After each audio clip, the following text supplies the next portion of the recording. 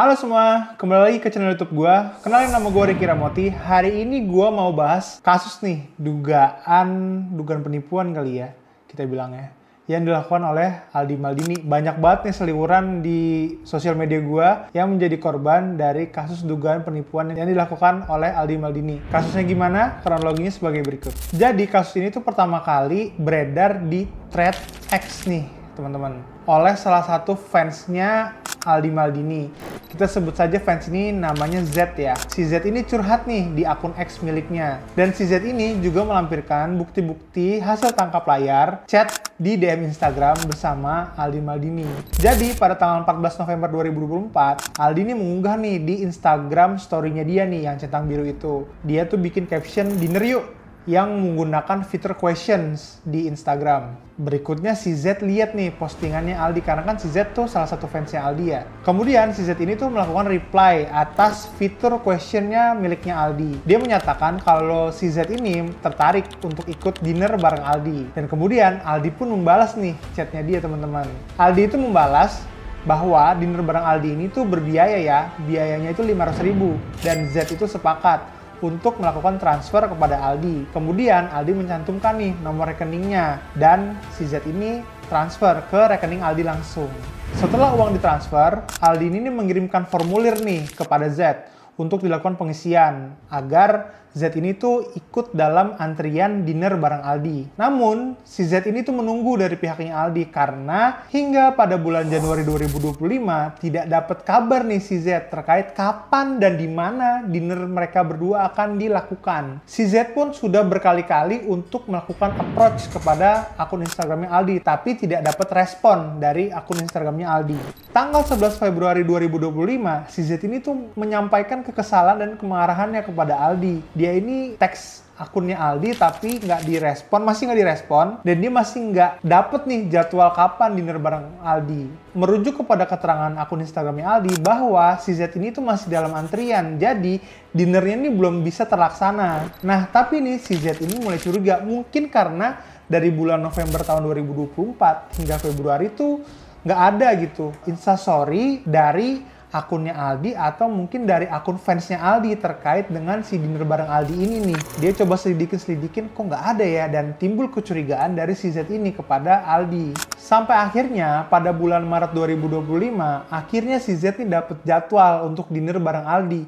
Tapi sebenarnya si Z ini tuh sebenarnya udah males buat dinner sama Aldi, tapi karena dia udah bayar, jadi ya udah deh, kita tentuin aja tanggalnya, dan akhirnya si Z memilih untuk bertemu Aldi, dinner bareng Aldi nih di tanggal 20 Maret 2025. Namun nih, pada saat hari H tanggal 20 Maret, pihak dari Aldi tuh belum menentukan jamnya jam berapa, ketemunya di mana, dan gak ada kabar lagi nih dari pihaknya Aldi.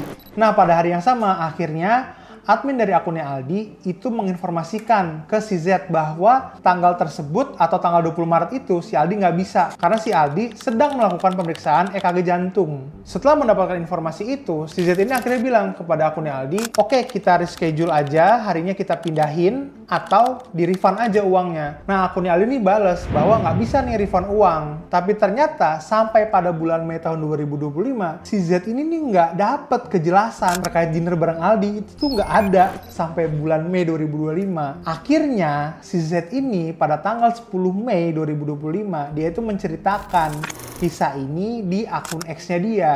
Dan setelah menceritakan kisahnya dia di akun X, ternyata banyak nih fans-fans Aldi yang lain yang menjadi korbannya si Aldi juga, bahwa mau ikut dinner bareng Aldi, sudah bayar, tapi tidak ada kejelasan dari Aldi. Dan itu kapan dan kejelasannya seperti apa, itu tuh nggak ada dari Aldinya sendiri. Nggak cuman itu, ternyata Dr. Richard ini juga jadi salah satu korbannya Aldi. Kalau masalahnya Dr. Richard, dia itu ngundang Aldi untuk pembukaan klinik kecantikannya dia yang bernama Athena di Lampung waktu itu. Nah, si Dr. Richard itu sudah membayar fee-nya Aldi sebesar 10 juta. Tapi saat hari H, Aldi itu nggak datang alias ngilang. Nah, mungkin karena hal-hal tersebut, akhirnya kasus ini tuh banyak dibahas di sosial media. Bang, terus gimana kalau dari sisi hukumnya? Kalau dari sisi hukumnya, terdapat dua nih. Aldi itu secara perdata bisa aja diklaim bahwa dia itu melakukan wan prestasi atau perbuatan ingkar janji. Karena dia itu belum menjalani kewajibannya, sedangkan dia sudah mendapatkan haknya.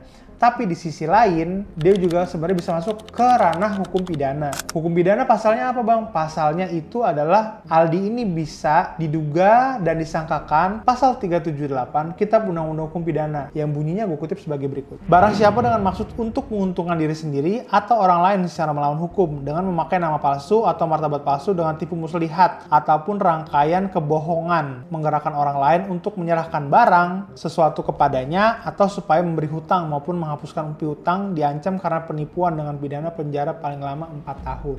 Nah, gimana kalau misalnya kerugian dari penipuannya itu hanya sebesar 500.000? Jawabannya adalah belum bisa dilaporin kalau kerugian materialnya itu 500.000 ya teman-teman. Kalau masuk ke pidana itu minimal kerugian itu adalah sebesar 2.500.000. Jadi korban-korban ini tetap bisa lapor, mungkin tapi laporannya itu menjadi satu. Jadi nilai kerugiannya nggak cuma 500.000. Mungkin kalau misalnya satu orang 500.000, mungkin butuh ada 5 korban yang melaporkan atas dugaan terkait penipuan tersebut. Terus kira-kira ini asumsi aja ya, ada nggak pasal lain yang bisa disangkain? Jawabannya mungkin ada. Misalnya contoh pasal 45A angka 1 Undang-Undang Nomor 1 Tahun 2023 tentang Kitab Undang-Undang Hukum Pidana yang bunyinya sebagai berikut. Setiap orang yang dengan sengaja mendistribusikan dan atau mentransmisikan informasi elektronik dan atau dokumen elektronik yang berisi pemberitahuan bohong atau informasi menyesatkan yang mengakibatkan kerugian material bagi konsumen dalam transaksi elektronik sebagaimana dimaksud dalam pasal 28 ayat 1 dipidana dengan pidana penjara paling lama 6 tahun dan atau denda paling banyak 1 miliar rupiah. Yang itu cukup besar ya teman-teman.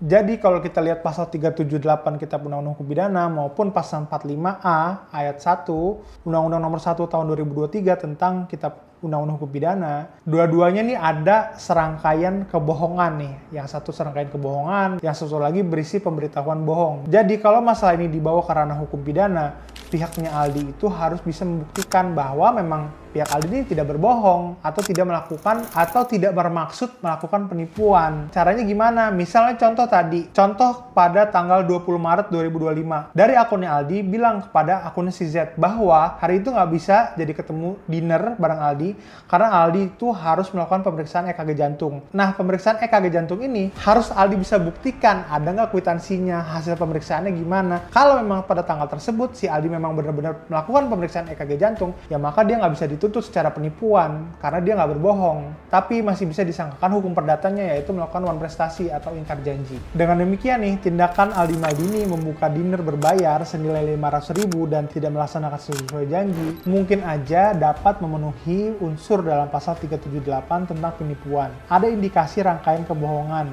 karena terdapat adanya indikasi dugaan rangkaian kebohongan, janji yang tidak ditepati dan adanya kerugian yang nyata dari pihak korban, si Z dan fans-fans Aldi yang lain. Bila terbukti nih sejak awal bahwa Aldi ini memiliki mens rea atau niat jahat untuk melakukan penipuan, maka dia bisa disangkakan pasal 378 maupun pasal 45 ayat 1 Undang-Undang Nomor 1 Tahun 2023 tentang Kitab Undang-Undang Hukum Pidana.